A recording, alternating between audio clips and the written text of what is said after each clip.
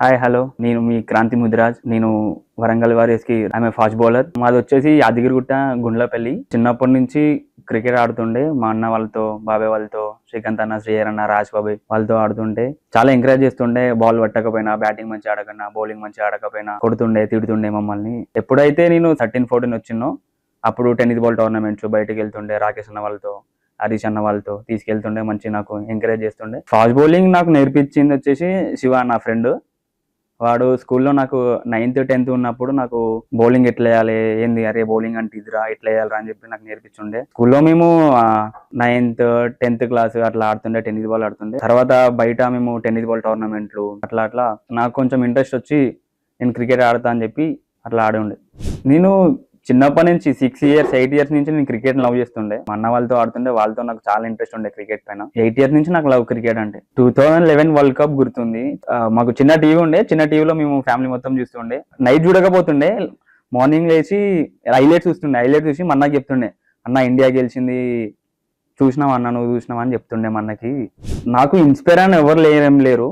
ఎందుకంటే నాకు నీతో కాదు, నీతో నువ్వు చేయలేవు అన్నప్పుడు నేను క్రికెట్ ని సీరియస్ తీసుకున్నా. నేను ఆడగలుగుతా, ఒక స్టేజ్కి పోతా అని చెప్పి క్రికెట్ నమ్ముకున్నా. ఈడ దాకా వచ్చిన T20 ఆడుతున్నా. ఇప్పుడు నాకు ఇన్స్పిరేషన్ అన్నట్టు ఎవరు లేరు. చిన్నప్పటి నుంచి నాకు తెలివి వచ్చినప్పటి నుంచి ఒకటే ఏంటంటే క్రికెటర్ కావాలి, నేను ఇండియాకి ఆడాలి. అది ఒక్కటే నా కళ. చిన్నప్పటి నుంచి అదే కళ ఉండే. దాన్ని ఇప్పుడు నేను హార్డ్ వర్క్ వస్తున్నా, ట్రై చేస్తున్నా. స్కూల్ అప్పటి నుంచి ఫాస్ట్ బౌలింగ్ వేస్తుండే. నాకు చిన్నప్పటి నుంచి ఒకటే కళ ఉండే, ఏంటంటే నేను హైదరాబాద్ కి రిప్రజెంట్ చేయాలి, తర్వాత IPL, తర్వాత ఇండియా, నేను ఒక 1 నెంబర్ బౌలర్ గా ఉండాలని నా కళ. దాన్ని నేను ఖచ్చితంగా నెరవేరుస్తా. నాకు 100% నా ఫ్యామిలీ సపోర్ట్ ఉంది కాబట్టి ఇక్కడ దాకా వచ్చిన.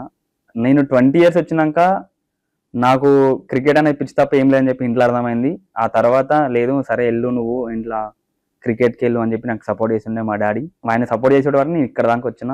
వరంగల్ వారియర్స్ స్టార్టింగ్ నుంచి అయినా మంచిగా ఉండే. అన్న ముగ్ధు అన్న, TP అన్న, అమన్ భాయ్ అందరూ మంచిగా, ఖాదర్ సార్ చెప్తూ ఉండే. మంచి బాండింగ్ ఉంది వరంగల్ వారియర్స్ తో. ఏ క్వశ్చన్స్ ఏదున్నా సందీప్ అన్న, శరత్ అన్న, అద్నాన్ సార్ ఏదున్నా అన్నీ చెప్తున్నారు. ఏంది, ఏం వేయాలి, ఏ ప్లాన్ ఏంది, దేని తగ్గట్టు మంచి బాండ్ ఉంది వరంగల్ వారియర్స్ తో. వరంగల్ వారియర్స్ కి నన్ను పిక్ చేసుకున్నందుకు చాలా thanks first of all.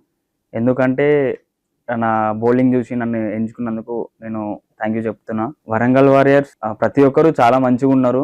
Bond మంచిగా ఉంది. టాప్ క్లాస్ కోచెస్ ఉన్నారు. అద్నాన్ సార్, సందీప్ అన్న, శరత్ అన్న, ఖాదర్ సార్ అందరూ మంచిగా ఉన్నారు. వరంగల్ వారియర్స్ ఆడు ఫీలింగ్ వెరీ గుడ్, ప్రౌడ్.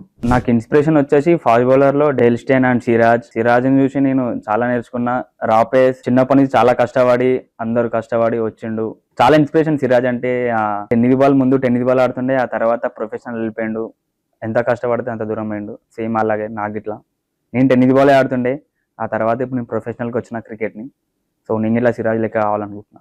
నేను ఫస్ట్ వరంగల్ వారియర్స్ కి పిక్ గానే మా డాడీ కాల్ చేసిన. డాడీ కాల్ చేయగానే ఒకటే, నేను ఆడుతున్నా T20 ఆడుతున్నా, నన్ను వరంగల్ వారియర్స్ కొన్నారు అని చెప్పిన. మా డాడీ చాలరా ఇది చాలు, ఇంకేమొద్దు, ఆడుతున్నావుగా, నేను కొన్నారు కదా చాలు. మస్తు సంతోషంగా ఉండే. మా మమ్మీ ఇంటికి నాకు ఏడ్చింది.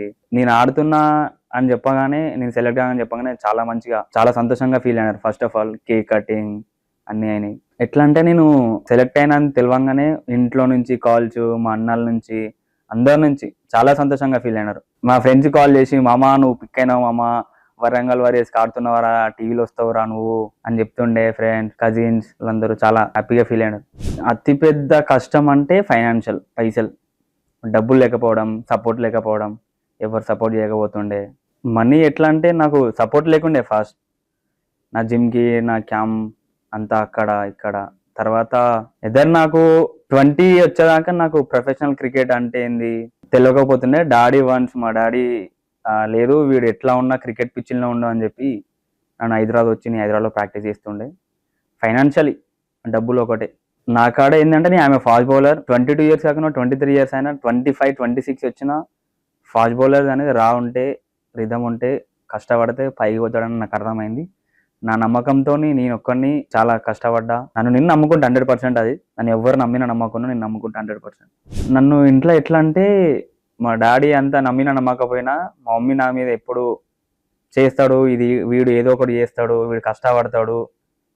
మా డాడీ అంతా నాకు సపోర్ట్ ఉండకున్నా మా మమ్మీ మాత్రం లేదు వీడు చేస్తాడు, 100% చేస్తాడు, నీతో అవుతుందిరా, నువ్వు నన్ను చాలా పుష్ చేసి మా అమ్మ నువ్వు చేస్తావు, ఏదైనా చేస్తావు, నువ్వు అనుకుంది చేస్తావు, మనీ అయినా ఏదైనా.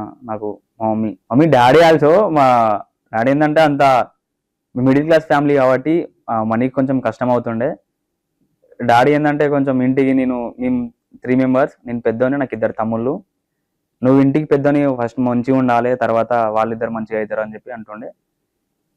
నాకు ఇట్లా ఉండే, కానీ ఇప్పుడు నేను కష్టపడ్డా పైకి వచ్చిన మా మమ్మీ ఇట్లా నాకు ఎప్పుడు చెప్తుండే, ఎప్పుడైనా 10 మంది ముందు తల ఎత్తుకున్నట్టు ఉండాలిరా, మంచి పని చేయాలి, చెడ్డ పని చేసి ఏం చేయొద్దు అని చెప్పి చెప్తుండే మా మమ్మీ ఎప్పుడు ఒకటే చెప్తుండే, కష్టపడితే ఏదన్నా పైకి వస్తావు అని చెప్పి చెప్తుండే. మా డాడీ ఇట్లా నాకు అదే చెప్తుండే. ఇప్పుడు కష్టపడితేనేమో సుఖపడతావు, లేదు ఇప్పుడే సుఖపడతా అప్పుడు కష్టపడతా అంటే ఏం కాదు అని చెప్పి మా డాడీ చెప్తుండే. మమ్మీ నాకు ఫుల్ సపోర్ట్. నువ్వు చేస్తావు, అనుకుంది చేస్తావు అని చెప్పి. Bye, thank you, see you Warangal.